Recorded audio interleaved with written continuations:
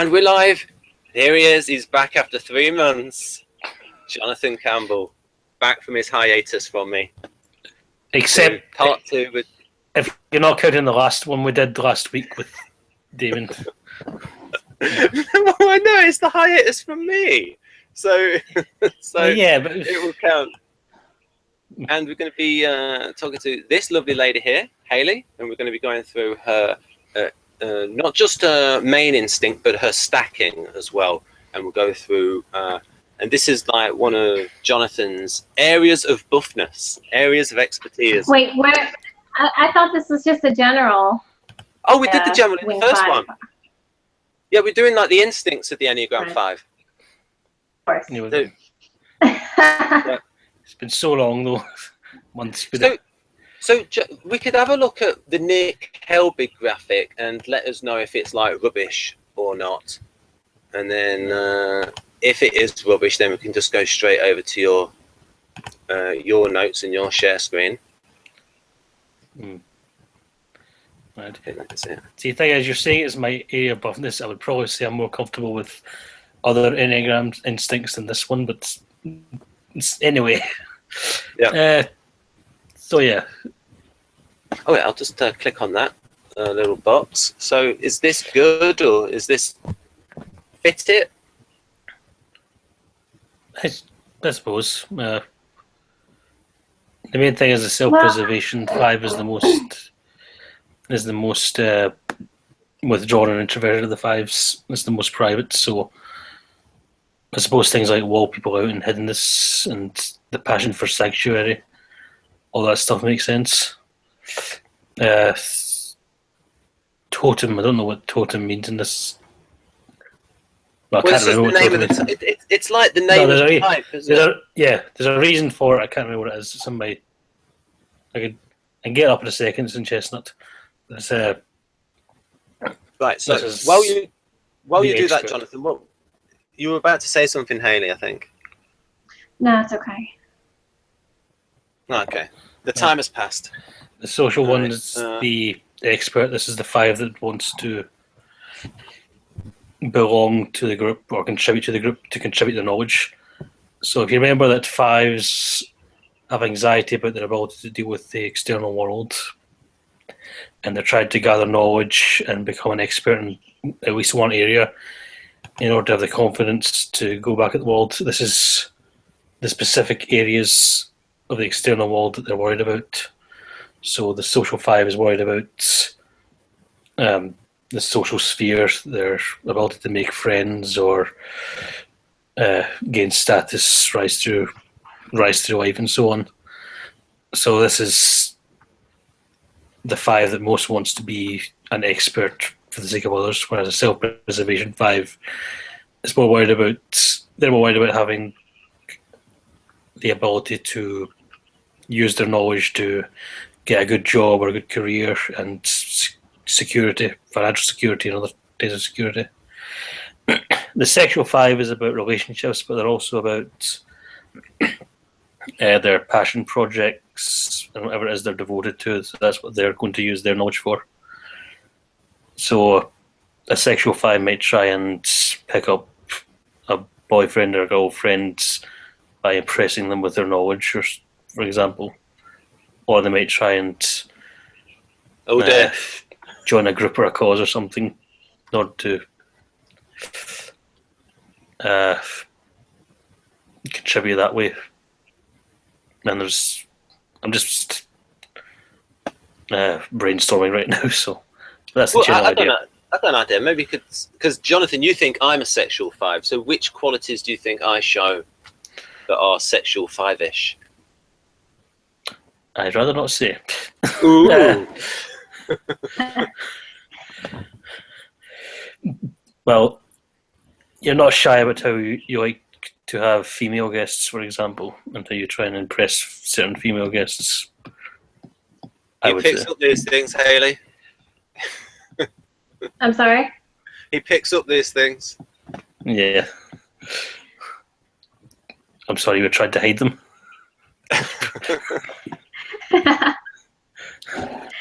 Right. Yeah. Jonathan the thinks I'm like so obviously sexual subtype. He thinks it's like in big neon letters or something. Yeah, the sexual 5 is also the one that's the most four-like, especially SXSO, or so I read, because I've only found one source on the Instinctual stackings for 5. It's not the best source, but it's all I've got. But SXSO is apparently the most 4-ish 5. So. Right. So I suppose what we could do is, now we've sort of like looked at that one in the middle. So this is like the basis for the audience, these things. Now what we could do is sort of like go over to Jonathan more in depth with like the Beatrice Chestnut stuff. We could look through that, and Hailey could like read through it to herself. No need to, and like stop us and then maybe comment on certain parts, Hailey. Yeah. Will we go through the self-preservation one first, or the sexual one first? Yeah, we would do the sexual one first, then. Right. Well, you can. And then we can go. Yeah. You can both comment on it. Okay, so. Yep. In the sexual 5, avarice is expressed through an ongoing search for a connection that will satisfy their needs for an experience of the most perfect, safest, and most satisfying or idealized union. This 5 may look like the other 2 subtypes on the outside, having all the regular 5 inhibitions and introversion in the area of relationship, but the sexual 5 places a special value on one-to-one or intimate connections. I think that's more so SXSP than SXSO, but whatever. Or maybe not, maybe wrong. This 5 has a passion for finding a special person they can connect with deeply, sometimes a person they cannot find or have yet to find. Like the social 5, this 5 also searches for a high ideal, but this 5 looks for the ideal in the realm of love. This 5 feels a need to find a high exemplar of absolute love. Like the search for the extraordinary of the social 5, this ideal kind of connection this 5 searches for represents a very high standard. Sexual 5 seeks something like the ultimate mystical union, an experience of the divine in human relationship. This can also happen with the search for good friends or a spiritual teacher. And I would add probably also with a cause or an ideology or a religion or whatever, because that's usually the case with sexual variants in general. While social and self-preservation 5s are more removed from their emotions, the sexual 5 is intense, romantic, and more emotionally sensitive. This 5 suffers more, resembles the 4 more, and has more overt desires. This is the counter-type among the 5s. It may not be completely obvious from the outside, however. They may seem very much like other 5s until you touch the romantic spot and inspire their romantic feelings.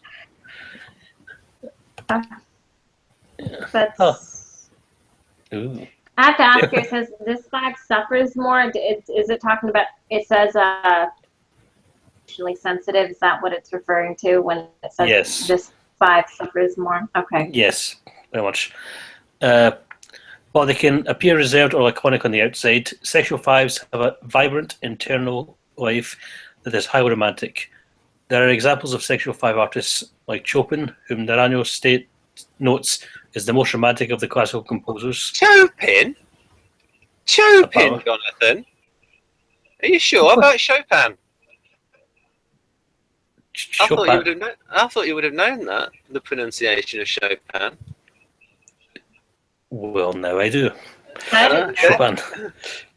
Well, you know, you're a very learned person. I thought you would have known. Well, I'm allowed one mistake. Yes, that's it. I've already made one so far, I reckon. Yes.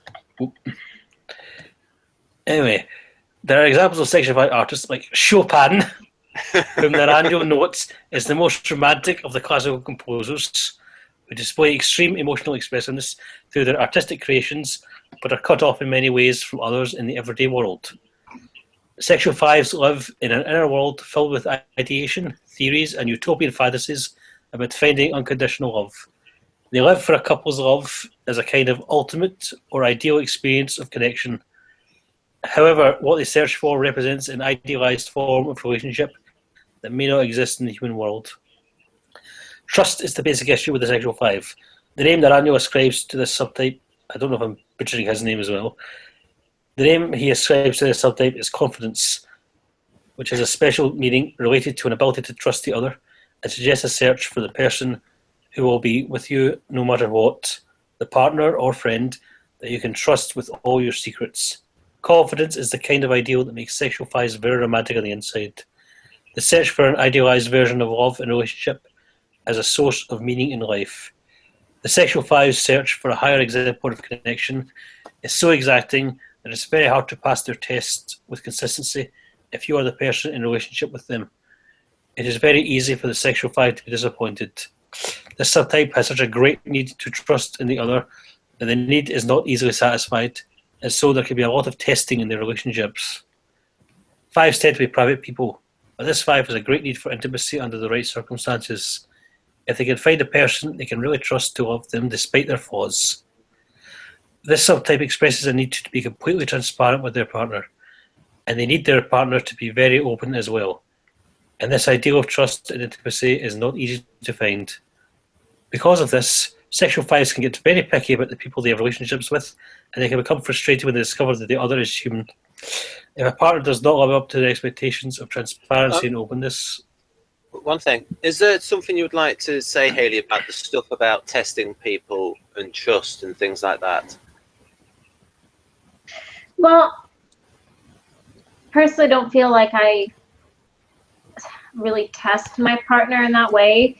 Maybe when I'm getting to know them early on, but it's really nothing. It's no test that I'm administering. I mean, essentially, they are giving me all the answers just in the things they say, like over time, adding up. Is it like, are they contradicting themselves? So I just, by talking to them more and more, I get a feel for. That's my testing stage. Once I'm in a relationship with them, I trust them. Like if I'm dating them. What about your sneaky snake things that you've mentioned before? That you sometimes can be a sneaky snake. You gotta help me out. I don't know. Oh, it's like test people or stuff, like to see if they're being genuine.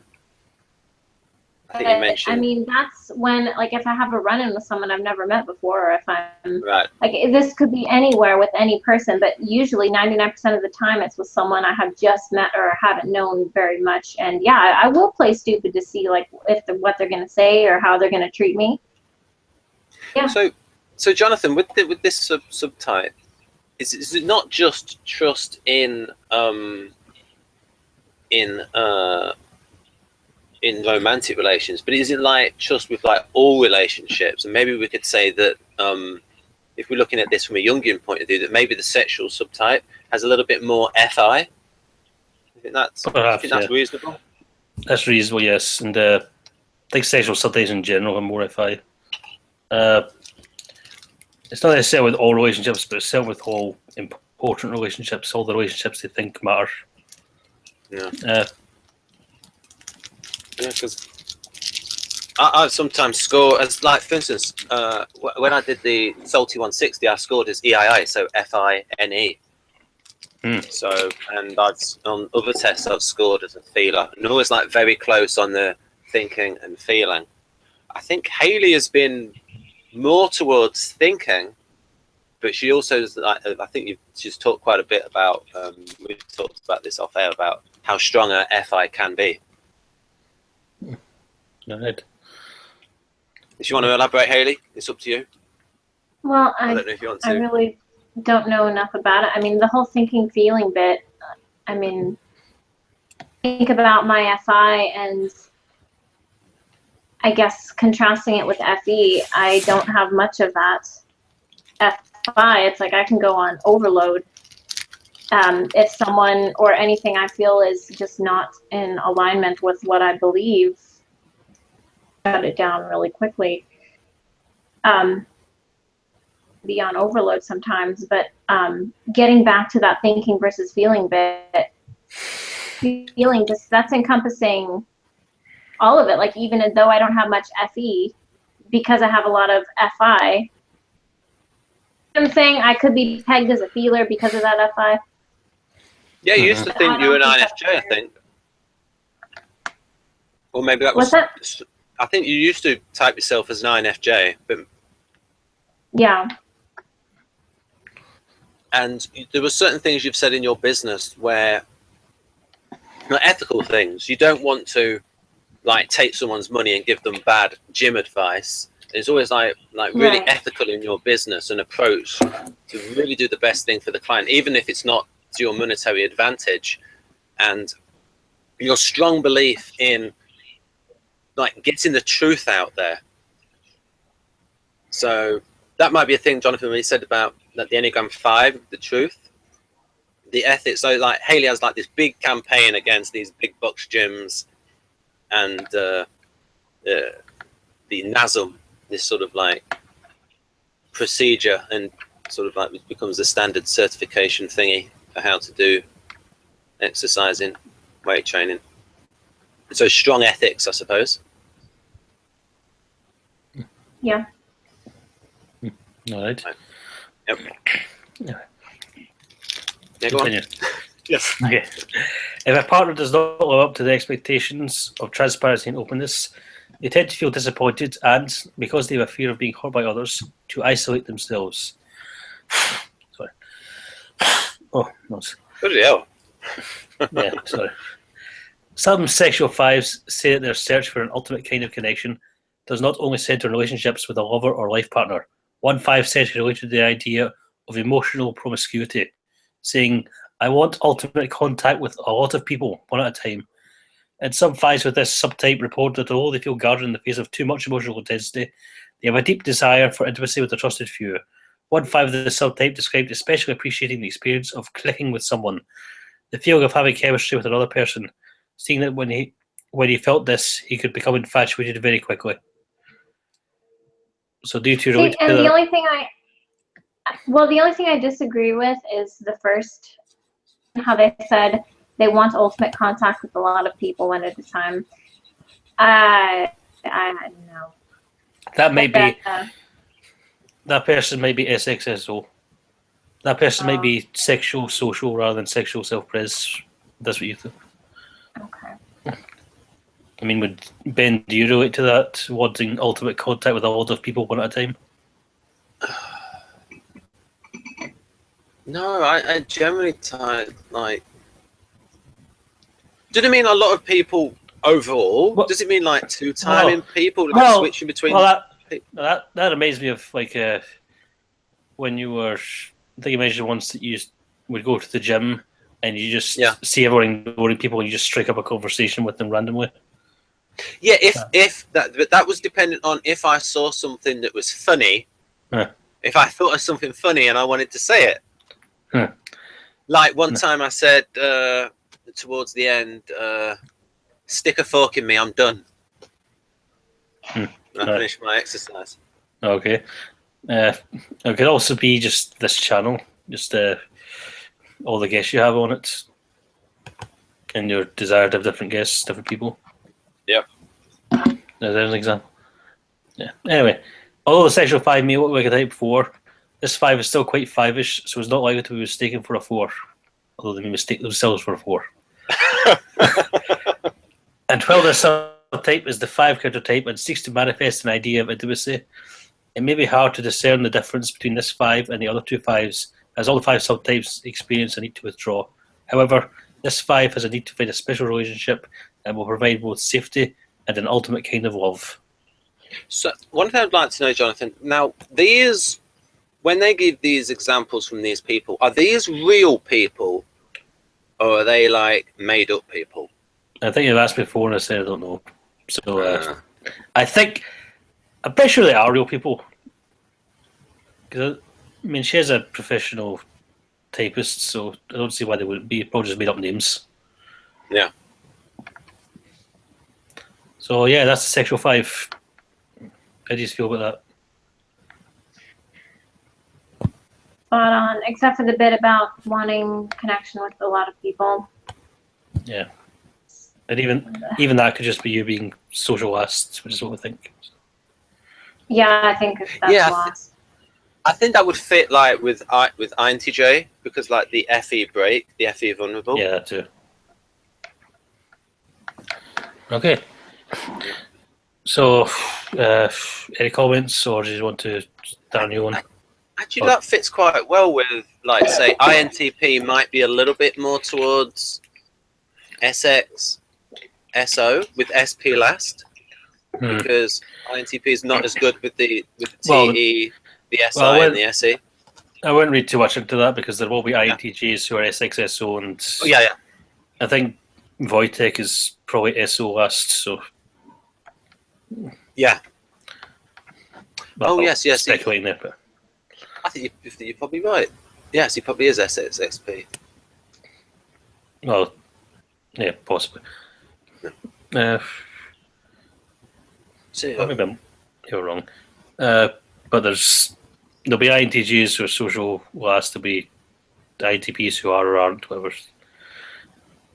Yeah, anyway, we'll try and find the self-pres. We'll go with the self-pres if we can find it.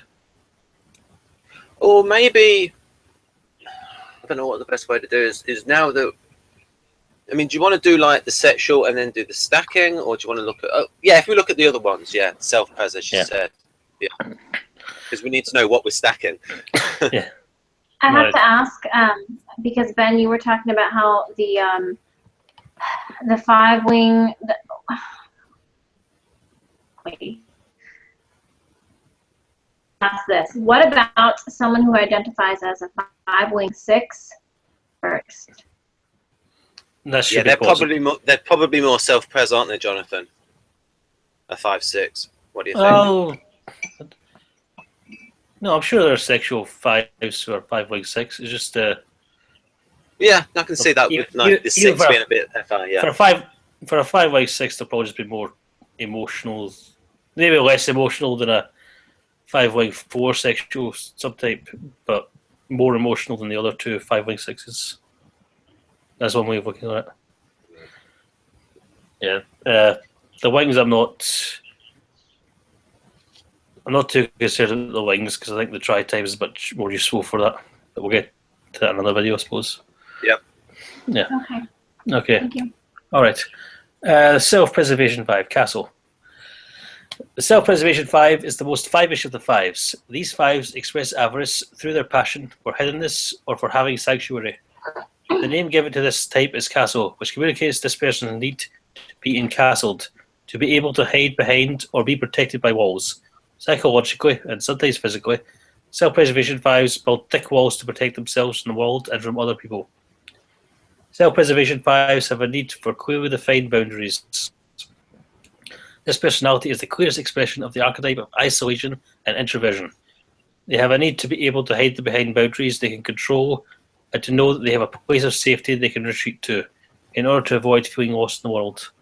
In focusing on finding shelter, they learn to survive inside walls, and they want to have everything inside those walls so that they don't have to venture out into the world.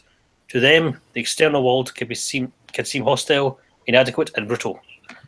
Related to this need for the protection of clear boundaries, self-preservation 5s also focus a great deal of attention on how to survive free from the limitation of external shocks or surprises.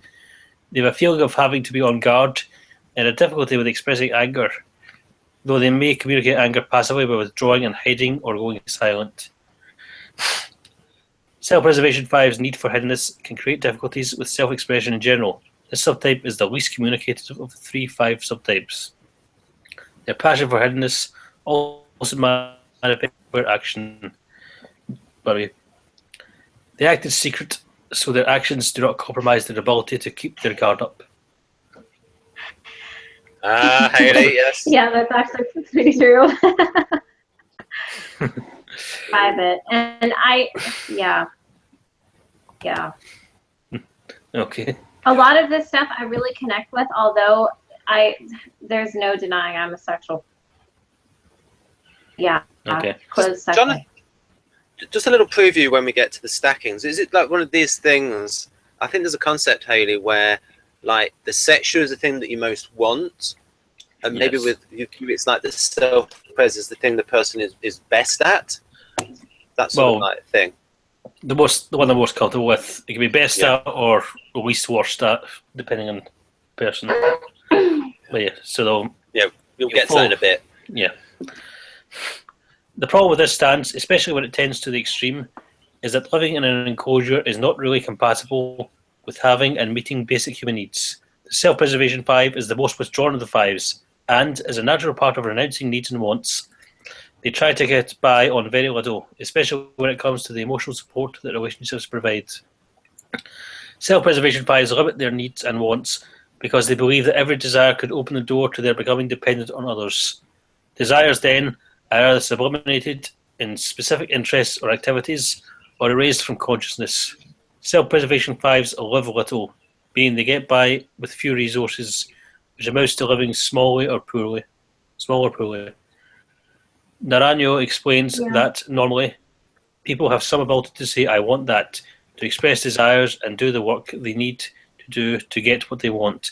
But these 5s cannot ask and cannot take, so they must rely on preserving what they are able to acquire themselves. Yeah. Okay. You can see these self-preservation 5 characteristics clearly reflected in the works of Franz Kafka, who was probably a self-preservation 5 himself, especially in the books The Castle and The Tremendous World I Have Inside My Head, and in a story titled The Hunger Artist, in which the main character becomes a specialist in renunciation.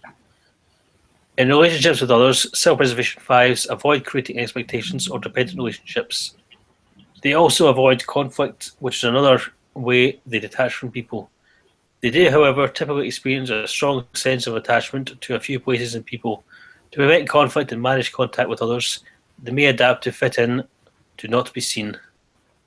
One self-preservation 5 I know, who can seem outwardly quite sociable, explains that she watches how other people interact and then acts in similar ways, modelling what she does on what she observes, using her ability to adapt to what is expected of her as a kind of camouflage. If people don't see her as especially reserved, she reasons, they won't challenge her boundaries. However, this need to adapt can cause self-preservation 5s to feel resentful when they feel like they have to expend energy to fit in with others. While they may at times choose to share feelings with a trusted few people in their lives, self-preservation 5s have strong inhibitions against showing aggression in particular. They will very seldom show their anger. However, they do have a kind of warmth and humour that is both a genuine expression of their internal sensitivity and a defensive construction or social shield. In social interactions, this can give their superficial acquaintances the feeling that a bond has been established when the self-preservation 5 has merely been studying or placating them, not necessarily initiating a relationship. As the most 5ish of the 5 subtypes, it is unlikely that this 5 will be mistaken for another type. Here's it. Yeah, what I've been doing, I've been clicking on Hailey's box to like see which bit she's like nodding to, particularly connecting with, and then seeing also then also putting it on the text sometimes so people can like pause it and read it in case they're having a problem with your accent. And then the other people will be going, "Oh, lovely Scottish accent." Top of the sexiest accent list apparently was Scottish was at the top, and Birmingham accent was at the bottom. Sorry, Bummies. Okay. Yeah. I just remember there's a Franz Kafka story called Castle. I wonder if that's where the name comes from. Ooh, maybe. Perhaps. Just a random thought there. I haven't got a clue who he is. I know how to pronounce Chopin, but I don't know who Franz Kafka is. Oh, he was a writer, mostly short stories, quite famous. He did Historical Metamorphosis, which is about a man who wakes up and suddenly he's a giant bug, and his family have to live with it. So, yeah, it's probably an INT something. Could be an INTP. Who knows? Example at the top. I've done that, where whoever it is asking them to do something, and you just. Like it says here, honestly, it was as if she was asking me to run away with her and join a circus. Yeah. Hide from her. Wait, first time to move on. Yeah. I never asked her. Okay. All right. Yeah, I managed to avoid being asked those things, but I would kind of do that as well because I'm a 5 so I can relate to this. And I'm a social subtype, so I can relate to the social 5 a bit more than the other two. So here we go. For social 5s, the passion of avarice is connected to knowledge. These fives don't need the nourishment relationships provide, because their passion for knowledge somehow compensates for what they might get from direct human contact.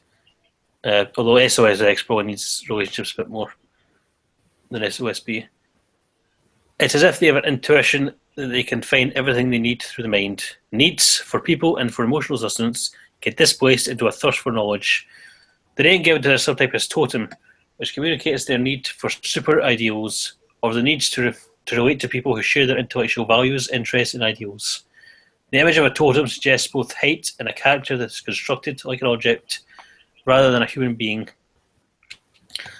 These five people in everyday life, they relate to easily idealized experts who share their ideals, to people who display what they see as an outstanding characteristics based on shared values and knowledge, and who they can keep at a safe distance.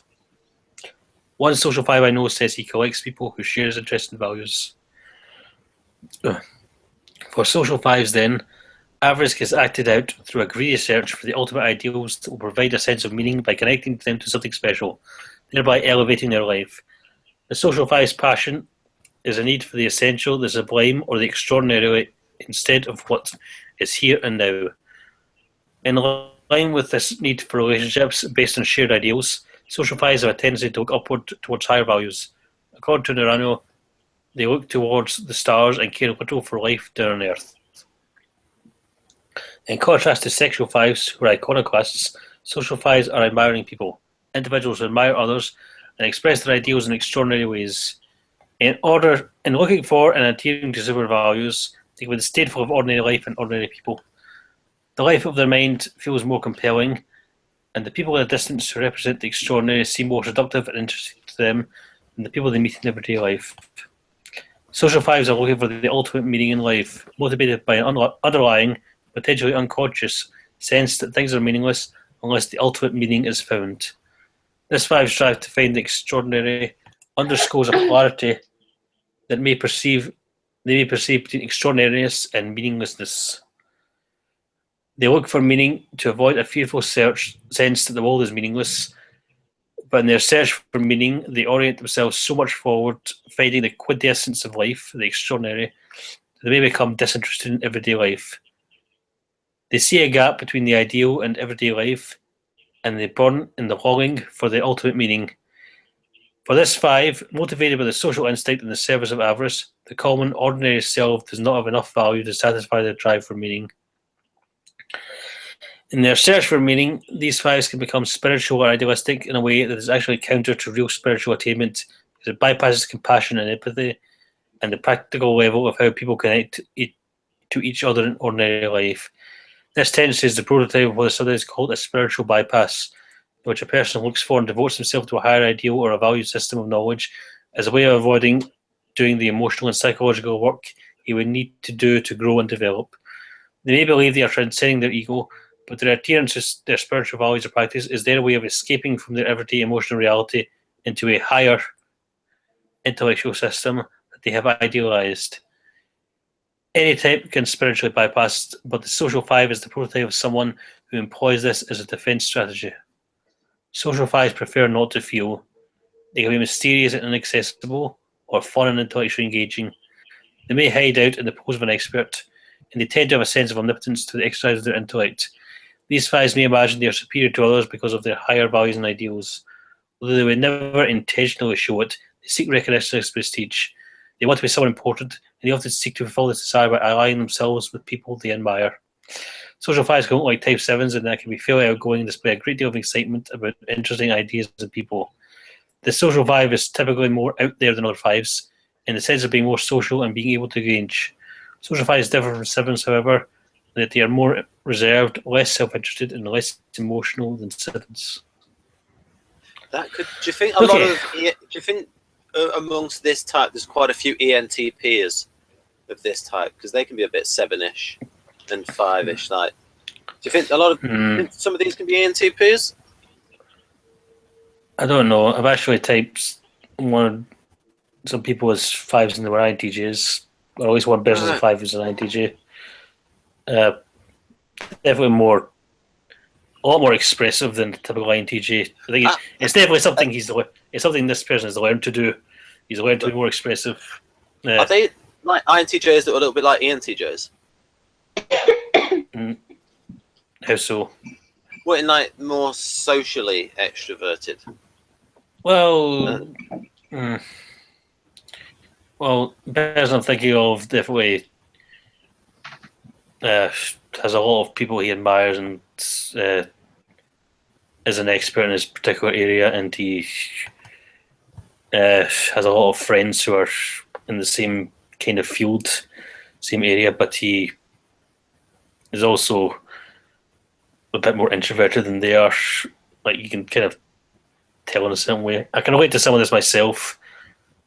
Like the desire of finding people who have a lot of expertise in these areas that I'm interested in, and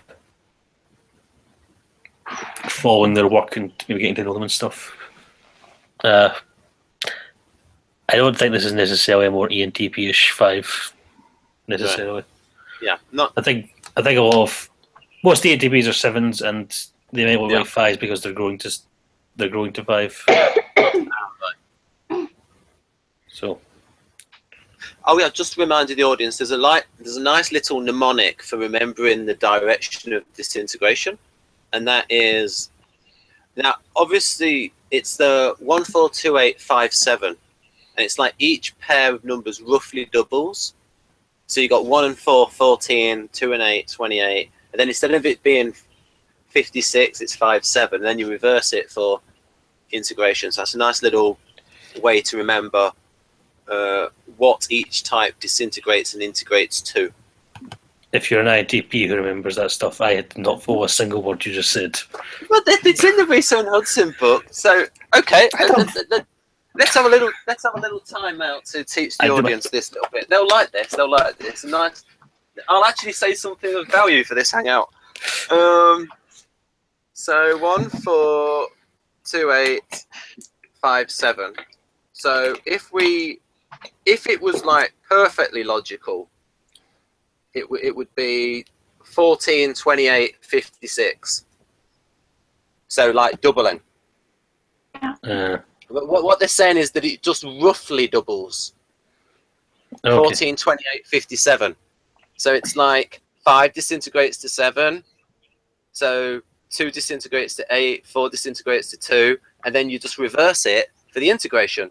So 5 to 8, 2 to 4, 4 to 1. Okay. So it's like I said, the rough doubling. So that's, if it was like perfectly mathematical, it would be 56, 5, 7. But you see, I think it's 9.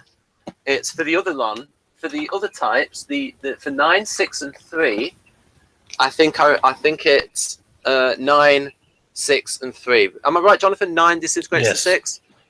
Right, and then you just reverse it for integration. Yeah. I learned that from me, son Hudson. Okay, you're gonna have to explain this integration and disintegration to me. Okay. Yeah, go on, Jonathan.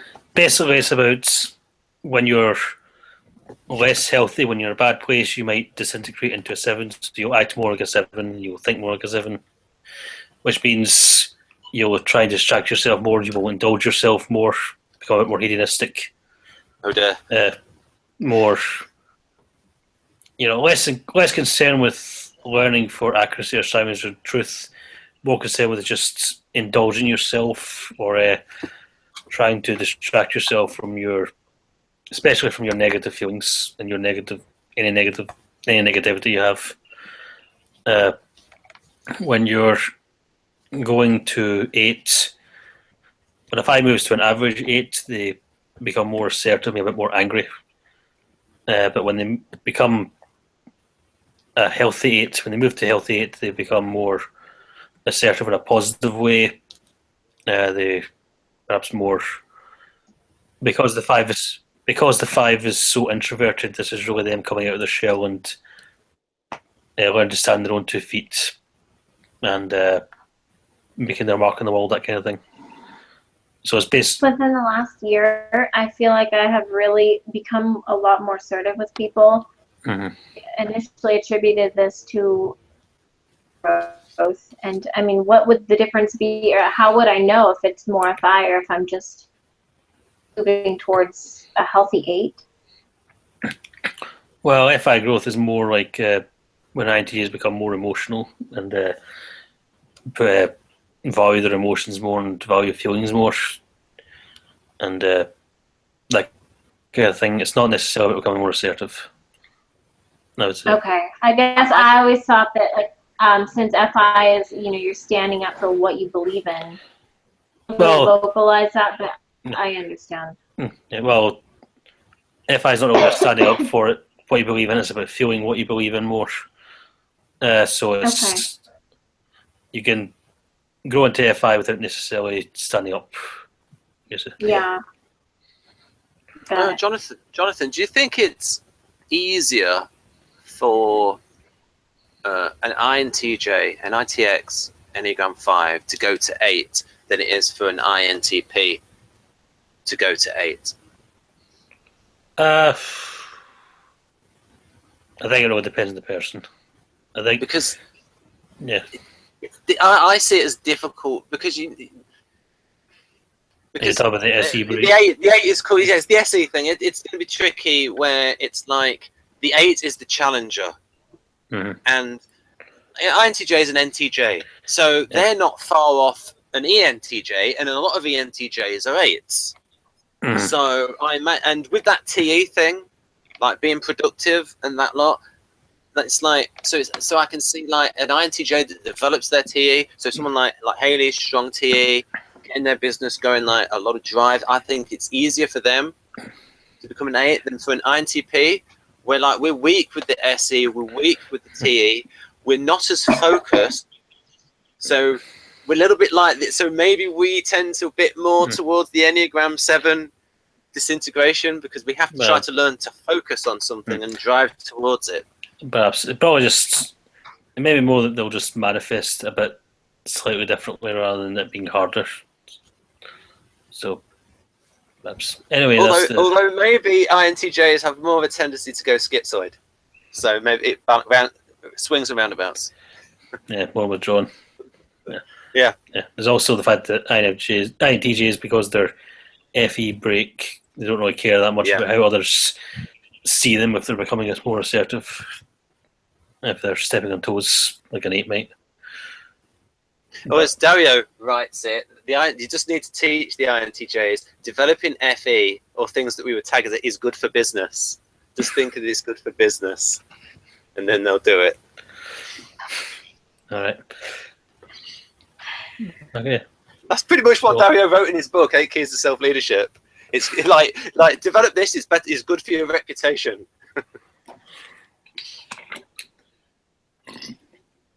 Oh, pardon me.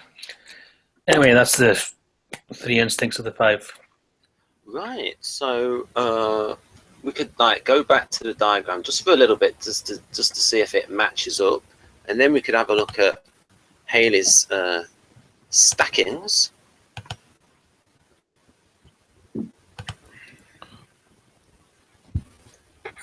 Right there. So yeah, mostly just shorter version of the same stuff. Yeah, right. So this is pretty much endorsed then. But so this is. Does this have your approval? This particular slide. Some of them by Nick Helbig are not endorsed by you. Well, okay, it's more just they're short and not very. You really need to know the full descriptions before you can. Right. These are better as reminders, really, I think. Yeah, a nice little summary. And I'm not the bypass empathy thing is probably a bit cruel as well. Yes. Yeah. So, Jonathan, now we get to the situation of talking about the stackings. Do you have a particular website you can go to? I think before you've gone to a particular website about the stackings. I have one. It's not the best, but I'll talk about it. It's the only one I've found. It's Ocean Moonshine. So, who do you want to do first? The self-pres or the social or the sexual? The self-pres, because I think Hailey might be that. I think she might be SX, SP. Well, yeah. I mean, I mean, if we do self-press first, we're doing SPSX, then SPSO, or SPS. Oh, sorry, I thought you Maybe meant second. you did SXSP. Well, to do the sexual ones first. Yeah, I was Okay. because I was assuming like we would look at SXXP No. and then SXSO. SXSP. This subtype has a lot in common with the self-pressed sexual instinct stacking. They experience many of the same internal conflicts surrounding relationships, the need for independence, and emotional expression. Sorry. That was funny. The sexual self-pressed subtypes, I've got something in my nose, differs, however, in being more intense, more counterphobic. They entertain more dark, nihilistic ideas that most others don't want to consider. With this subtype, a lot of energy revolves around the issue of boundaries. Sexual self-pressed fives tend to force strong connections quickly and deeply, but as they feel betrayed, begin to feel overwhelmed, or if they feel that the connection doesn't serve their true needs, can seem to cut the connection precipitously. Precipitously, there you go. And go cold. They have high standards for significant others. They must feel that they can share their emotions with a significant other without being judged. This is their private world that they share. Relationships can be difficult because individuals of this subtype will still want their own space and their own time, while at other times will want intense connections. Because the social instinct is the least developed, this subtype is not very concerned with how others perceive them except their intimates. This subtype is deceptive in that they may not seem to be especially intense until they are engaged in a conversation they find interesting. Then the intensity and emotion become apparent. The internal struggle for this subtype is similar to that of the self-pressed sexual, but more energized and volatile, and getting to know this subtype means getting to know that. When unhealthy, the energy of the sexual instinct can combine with the dominant type 5 fixation to create a very impulsive 8-like anger. The strength of their convictions can then come out quite forcefully. Right, so I was just going to say, Jonathan, you weren't sharing the screen at that point. No. So if you share your screen for the next, because there might be some people who have a problem with your accent, but you know, so I'll try. we're not doing it again. But oh yeah, so just one of these things about integration, disintegration. I remember when Rennie Bowen and Elizabeth Wagerly, their view was that people could sort of like integrate to a little bit from. So for instance, maybe can the E5 take some positive qualities from E7? Or is integration, disintegration one way? Yes, when you're in a really good place, you can take the positive qualities, even your stress type. I believe that. Right. So I'll try and. So, for instance, Victor has given advice to INTPs, TINX, to become more adventuresome. He said, I think he gave the example of when he did like his interview in 2014, and people asked questions.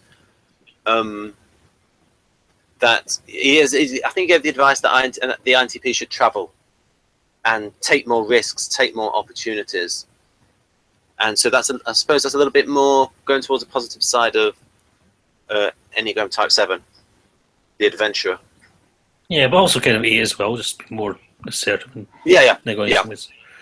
So, yeah, I suppose both are true. Okay, I'll try and share this. Excellent. Okay, can you see this? Yep. Okay. Well, if you zoom in a little bit. Little bit more. No. Bit more. Okay. There we go. Okay, so there's the sexual self-pres. You can read over it. Yeah, it might be a better way if Hailey reads through it, and then because then there's not this thing of Hailey maybe wants to say something but doesn't want to interrupt you, so we can just go silent, and then you can comment on any particular bits that you'd like to, Hailey. This bit. Whatever bit you takes your feel fancy. Bit they can cut the connection and go cold. Yeah, you don't have to read it out. I was just saying, like, Yeah. this way, going quiet, then you can, like, stop and then talk about a particular bit. Yeah. Yeah. Yeah. I don't think these, it's all. I wish there was better descriptions out there, the stackings, but there you go. Anyway, here's sexual social. The most dramatic of the instinctual stackings of type 5. They are less concerned with this than the social sexual subtype with social rejection, but take rejection from intimates very much to heart. They have a strong desire to express themselves and can be the most four-like of all the instinctual subtypes of type 5. Not only do they have a strong desire to merge with a significant other, they also want to make their mark on the larger social sphere. The intensity, aggression, counterphobic stance, and desire to connect deeply all combine with the social instinct to produce a highly charged personality, or an ENFP type INTP. I think he's referring to someone in this chat. This subtype can become quite accomplished if they are able to form an intimate connection with someone who will help ground them and provide them with a feeling of security. When fives of this subtype feel a sense of safety due to healthy intimate relationships, they will want to share whatever knowledge, talent, or insight they have. When unhealthy, this type can be very dark, pessimistic, and the most confrontational of all the subtypes of 5. They can also become very arrogant. And that's it. Any comments? See, I actually relate to a lot of that, except for the parts that say mark in the larger social sphere. No, like when all leading to one really intimate relationship, yes. Everything else in the big social sphere, no. So, Hailey, you've talked to me quite a bit. Do you think this fits me?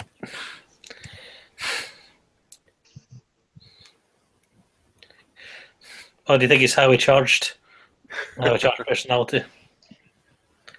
You, as like in your unhealthy mode, Ben, about you being very dark, pessimistic. No. No. Well, I think you said when you were younger you used to be a communist, and you do things that would be quite confrontational there, and you'd or if someone says they were a vegetarian, you'd want to confront them and test them to see how devoted to it they were. Oh, there was one thing that what it was. It wasn't quite that, because I knew that. Right, so I can give you an example. When I was 11, they had I don't know why they did it in English class, but they had this thing about fox hunting. And because I was a vegetarian at the time, and I didn't want anyone to know I was a vegetarian because I didn't want to be teased about it. And like, there's a class of about 30, and they were like, and I was one of 3 kids that were on the side of fox hunting, because I didn't want to be with the group of hypocrites, because I thought, hang on a minute, you all eat meat. So I don't want, but I could have made that point in the class, but I didn't want to articulate because I didn't want people to know about that. So I actually went on the side that was pro fox hunting. So there's an example. I didn't want anyone to know, because like in school, it's like any kind of point where you could be teased about. So I hid the fact that I was a vegetarian. All right.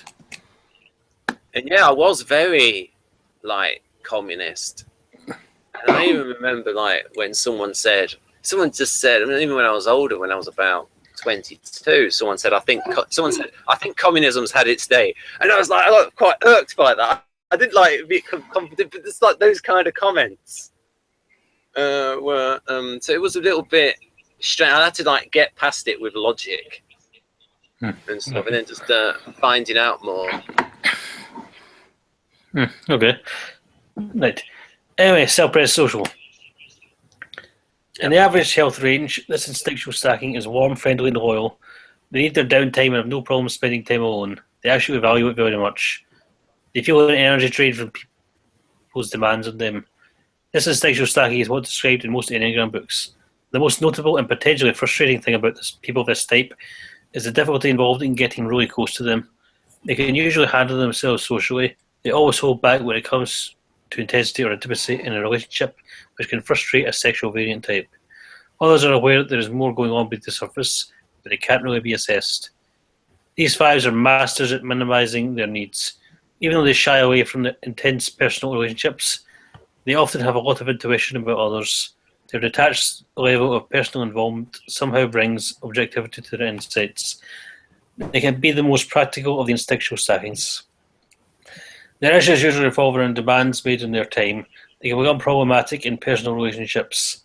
This subtype is an ideal vision of what a close or romantic relationship should be, but given their concerns for protecting their space and time and lacking the instinctual drive of a strong sexual instinct, energy just doesn't flow in that direction. Because this subtype is good at minimizing their needs, they can get along fine with few relationships or without a romantic partner. With the social instinct second in their stacking, they generally do find friends or colleagues and may be married, but the need to maintain their own time to pursue their interests is always a point of contention. I think I know someone who fits that bill. Okay. Can you elaborate? Just someone. Okay. I'd rather not name names. I'm sorry. Okay. But yes, it says here, variant can get frustrated with this type. Yes. It's hard to get to know them. Yeah, that's probably what happened. Okay. All right. Self-praise sexual. This subtype, like the self-praise social, is more typical of the descriptions of type 5. The self-preservation instinct accentuates the self-contained withdrawing tendencies of the 5. 5s of this subtype will love their time alone with a passion and pursue it more actively even than the other subtype of self-praise 5, although the sexual instincts symptoms as well. On the downside, they have more disdain for people and little use for the social aspects of life. They want to be left alone, or they want to share their inner world with their intimates. The intensity of the sexual instinct is reserved for their intimates, and even they're sporadic. The self-present energy gives the subtype a solid foundation and some degree of practicality. These 5s are conflicted when it comes to experiencing and expressing emotions. They usually default to emotional repression and to detached intellectual analysis. This is a dynamic common to all 5s, but with the self-praised sexual stacking, the balance of these forces is pretty precarious, and it seems as though the skills are being constantly adjusted one way or the other. As the social instinct is the least developed, the social arena gets the drier, more intellectual approach almost by default. Social self-praise. Does anyone know a self-praise sexual, by the way? I'm sorry? Does anyone know a self-praise sexual variant? Any comments? No, I'm not actually, knowledgeable yeah, enough. if you want to back up really quick. The first paragraph, I thought on the second one, not so much. Let me read through this.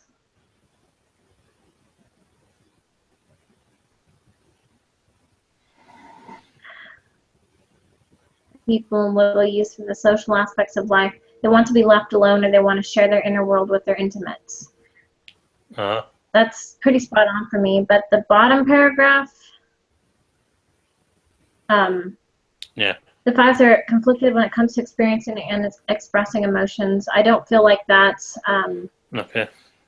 My intimate, not with my intimate relationship. Okay. Nice contrast. Right. Social self-praise. One might think they... Oh! Uh-oh. He just went, poof! Right, okay. Maybe he forgot to... Although it gives you a little bit of warning sometimes with laptops. So then, a lot of all of these fit me, but I realize that that's probably going to be the case. And you're going to find little bits in each of them that you identify with, but it's just the ones you feel fit you most. That's how you stack it, right? Yeah, it's tricky because it's like Jonathan. I mean, you probably clearest. Are you pretty clear that the social is last? You think that's fair to say? Yeah. And Jonathan has talked about self-praise sexual. That one. Reserving that for only your intimate relationship. I feel like that really is something. I feel that partner, like my partner, will see sides of me that other people will never see. And I can could see that. Hey, I mean, so for me, for you, it's like, so it's a choice between whether it's sexual self-pres or self-pres sexual. Yeah, but reading through the sexual just on its own, I feel that I am sexual first, because finding that partner, that has always been a major driving force in my life. Like, that is where I feel my purpose lies, is finding that person. Right. I would say it is. The way Jonathan describes it in terms of stacking, he says that, like, the second one is like the one that you have most comfort with, and the first one is the one that you want most. So if I was to ask you, what is the thing that you want most? Success in business, like self-pres type things, or is it sexual romantic type things? Yeah, is number sexual one. Romantic one. Yeah, because I think it said in some videos that, like, you may have said that's more important, and then maybe about maybe having children in future might be more important than a career. Wow. No, I know on one video. Oh, Jonathan's back. Hi, Jonathan. What happened? I don't know. You just went. Okay. But yeah, we were talking about we were saying. I was asking Hailey about what's more important to her, like sexual, because you know, and you say with the, like, the middle one is one someone's most comfort in, most comfort with, and the first one is what they want most. And I was asking Hailey what she wants most, like sexual romantic or self-pres, and she was saying that sexual romantic is the thing that she wants most. Okay. So yeah, do you want to, like, do you want to talk about, like, in your sort of like work-life balance type thing, what you deem as more important? Because it will then make it concrete. Work-life balance. What now? They call it work-life balance, like career, like SP type, self-pres type stuff, or whether sexual, romantic, personal life type stuff. What's the most important to you? Well, Do you have examples of how the sexual instinct is more important?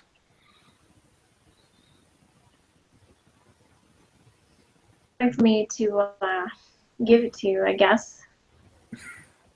Not one person and making them happy and doing everything I can for them, that is the most important thing for me. I'll always win out over my business, over anything. I will drop everything for that person.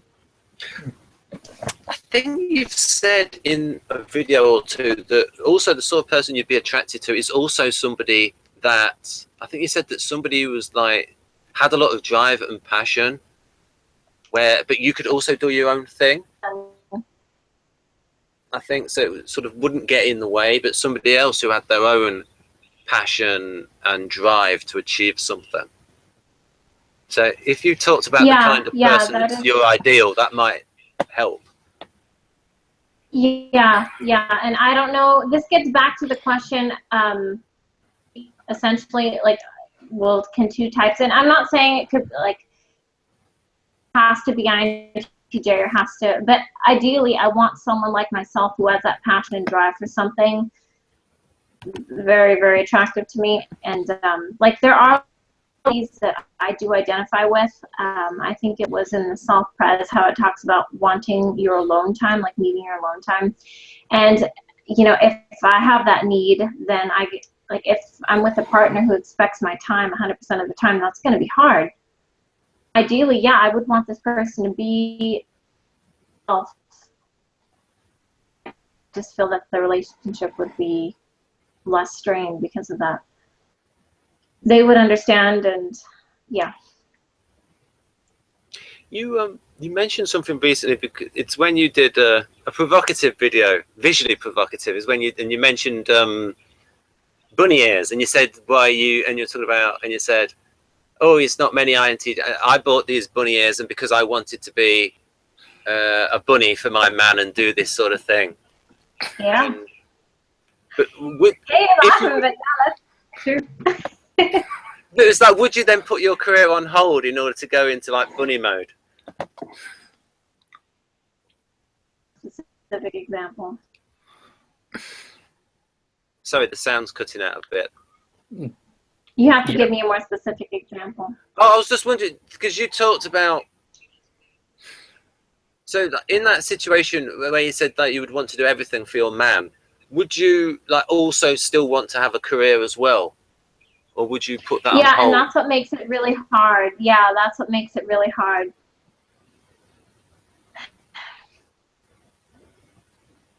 It's really based.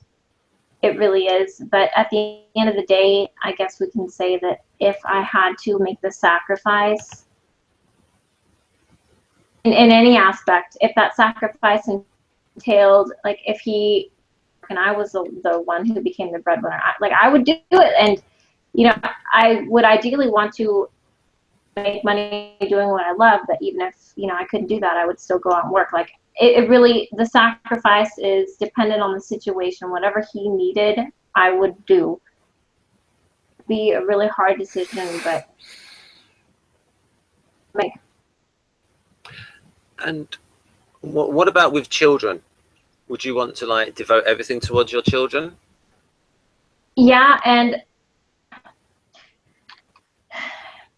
I want to put off having kids because I feel that I don't want to have a child and have like other things in my life going on, because once I have a baby, that focus, I'm going to want to give this child everything, and my attention from my career to,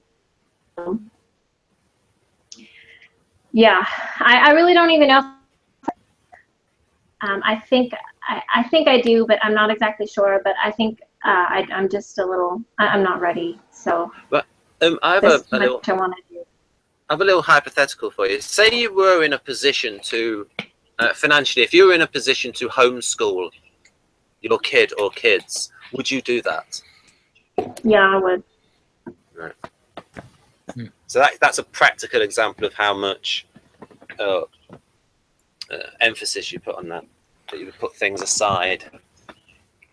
Because we know that, yeah, she's talked about this. Imogen has homeschooled her children, and she has 5 children.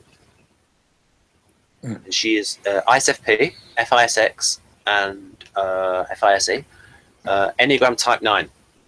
And we did a video with her. Right. And you should You know what, it. though? I mean, yeah. Yes. I mean, this is something we can talk about off relevant. It's just talking about the homeschooling bit. Yeah. Okay. All right. So where was I cut off? Okay.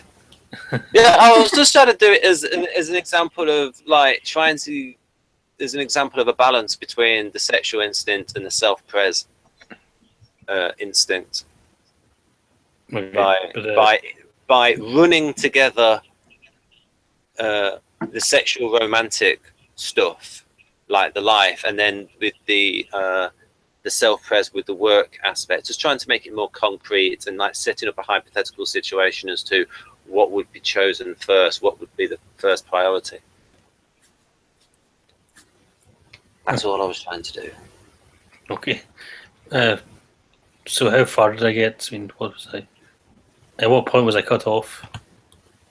Oh, that! I thought you meant me interrupting you. Yeah.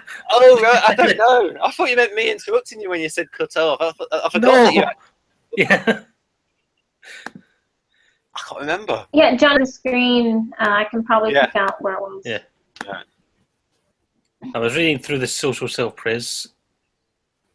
So...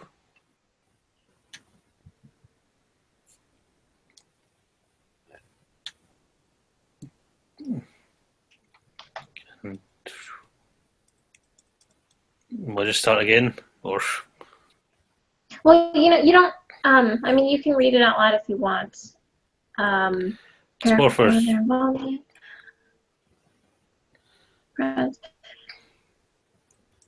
Like, yeah, I feel like I do relate. And while you were gone, Jonathan, I was telling Ben, or rather, I guess, asking him that people are going to identify with bits in all of them. It's just the ones you feel that you identify the most with is what you stack first, second, and so on and so forth. Yeah. So, yeah, I was actually saying, before I realised I was cut off, I was saying that I relate to some of this part myself because I'm a one with a 5 fix and I'm a social variant. Anyway, so it's me. So I relate to things like, it says here, they can be really content to adopt the role of people watcher, but to do it from a closer and closer perspective, I can relate to that. And I can also relate to wanting to find your niche as an expert. And I think I've kind of serving that role in this channel. But yes.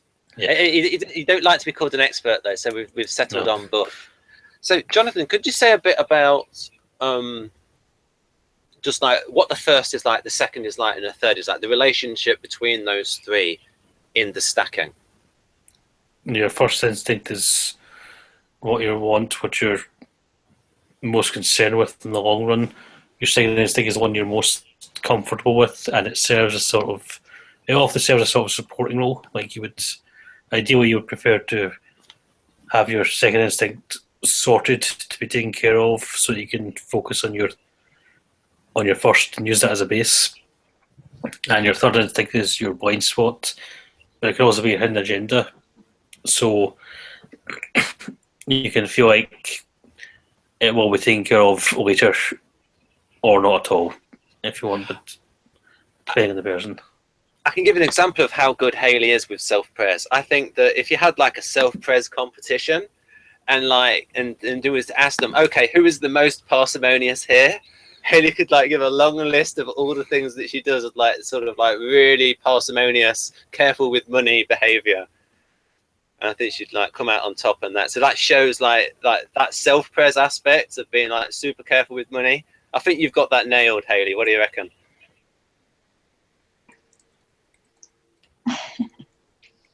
Yeah.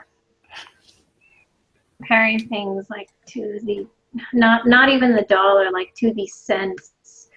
Like when I'm buying eggs, I will waste time and I will get after myself for standing in the supermarket calculating how much per egg I'm spending my money. I'm like, really, Hailey, are you seriously wasting your time on this?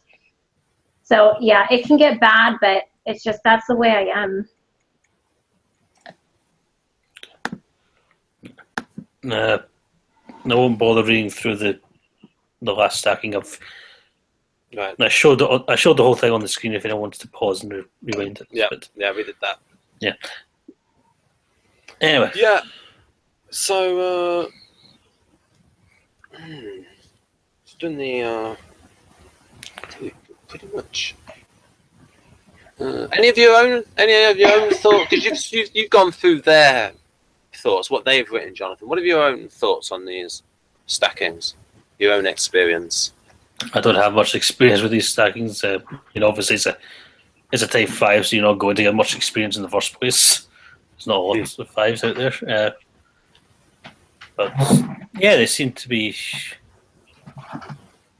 more or less hold up. I wish there was better descriptions out there of stackings in general, not just of this particular type. Someone should write a book on the stackings, basically. Yeah, who came up with them? I think they've always been there, just they're not talked about that much. So, right. Yeah, I'm fairly sure they're true because we can see them all the time, people. But right. So, are you pretty sure that Hailey is a 5? Yes, I think that's pretty obvious. Yes. And SXSP seems about right. Yeah, and especially with that aspect, as I said, like having the SP, having the self-pres base covered with really thinking about that aspect. So I give a concrete example. Hailey said that of the present top that she's wearing, she sort of said that she splurged, what is it, $8 for that one? And that's a lot for you? Yeah, because usually she buys like a $3 top from the thrift store. Right. I'm proud of it and mentioned it multiple times on her channel. So it's not like I'm ousting her. She's like proud of the stinginess. Yeah, and there was that thing as well. I remember something from the Enneagram 5 description. And for all those Enneagram 5s out there, they might like this book, Mastery. So that's what I've had to... If I think of the Enneagram 5 as someone who's more interested in mastery rather than knowledge, then I can see that fitting me a little bit more. But I still connect very well with the way Risa and Hudson describes the Enneagram type 4. But when I looked at I mean the sexual 4 sounds mental in so you said that, haven't you, Jonathan? It sounds like borderline personality disorder or something. I've alluded to that. I wouldn't say all sexual 4s have borderline personality disorder, but I think it's pretty stark, though, the way that the description is similar to that. Yeah, how do or manic depressive. So would you say that that's true, though, the way that Beatrice Chestnut described the sexual 4, that it's pretty... Well, I know it's from Narendra, I think, but it's like... Yeah. That's pretty much it. There's no other like interpretation of the sexual 4. I haven't come across many. So I've come across sexual 4s who have fit that description. So, yeah. So, okay. Oh, Jonathan's. Oh, that's Jonathan's something. So Jonathan's pretty sure Hailey's a 5. He thinks I'm a 5 as well. Yes. So how do you see Hailey and me as different? If they were both same Enneagram. Although we are different in the stacking, though. Yeah. So I'd say you're more extroverted, or you come across as more extroverted than she does. Some of this is just FE versus FI, perhaps. Yeah, and like this is like my full 100th hangout. Yeah. Yeah. So mostly just that, just the more extroverted side. But I think it's very obvious you're sexual first. I don't mind if you elaborated on this, Jonathan. No.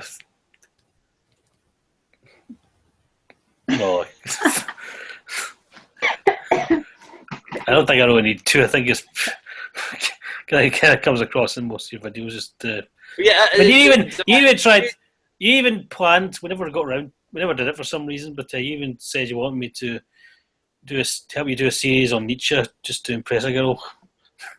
Oh yes. Okay, yes. I didn't think you'd mention that. I think you mentioned it in the videos as well. Might have. Yes, we won't talk too much about that.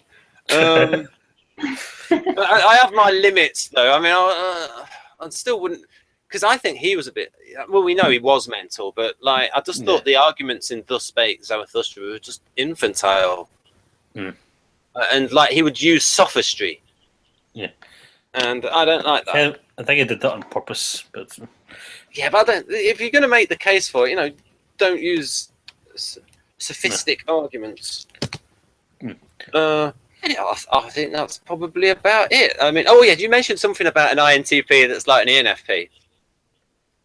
Yes. So, yeah, that's something that Maria said about it. What it is, it's just a case of this is my territory. I'm in my zone of this is what I'm interested in, and we can end on this by showing the INTP profile and just having a look at 2 squares where it shows what pretty much describes me the way I am at the moment. So I'll just open this up, and then I'll look at those 2 squares, and especially in the FE squares, it really nails me in terms of the situations in which I'm expressive when I'm not.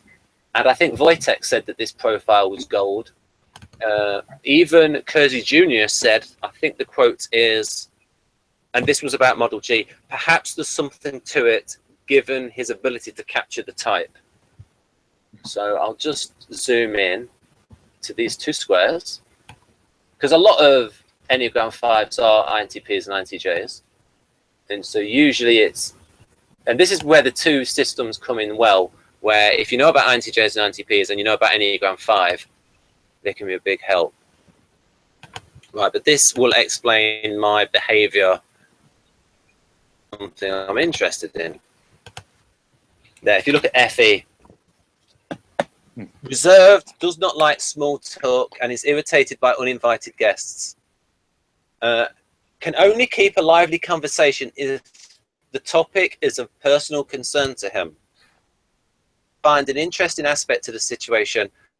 Find a way to arouse another person's interest in the topic. Can present any subject in an exciting, fetching way.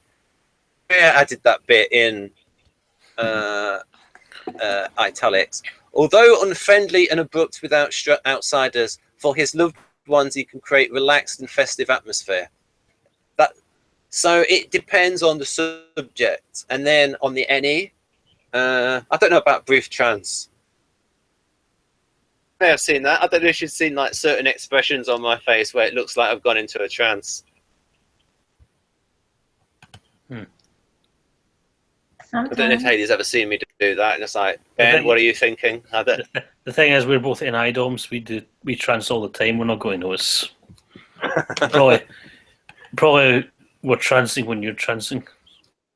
Well, I mean, I've never heard that word as like a verb before, so it's good. We trance all the time. That's good. That's an interesting. Number 4 there gives others plenty of choice. Yeah. Hailey was talking about that last night. After we did our hangout on Red Dwarf. The sort of routine of how we discuss what we're going to do next, where it's like, well, maybe could we do this? And she'd like me to be more decisive. That's it. Yeah. The way you approach it, he always like, so plan, maybe, like that's like you always wait for me to say, okay, we're gonna do this time, and I don't want to impose. it's so funny.